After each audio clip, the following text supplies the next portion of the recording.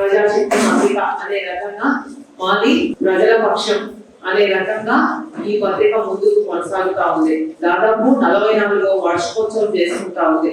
మనం చాలా పత్రికలు చూసాం. ఏ పార్టీకి ఆ పార్టీకి పత్రికలు నడుస్తున్నాయి. ఈ రోజుల్లో ప్రజల సమస్యలు ప్రభుత్వం దృష్టికి తీసుకెళ్లి వాటి పరిష్కారానికి చేసే పత్రిక ఏదైనా ఉంది అంటే అది ప్రజాశక్తి. నిజాలను నిర్భయంగా రాస్తూ వాటికి సమస్యల పరిష్కారం కోసం కూడా పనిచేస్తా ఉంది ఈ పత్రిక.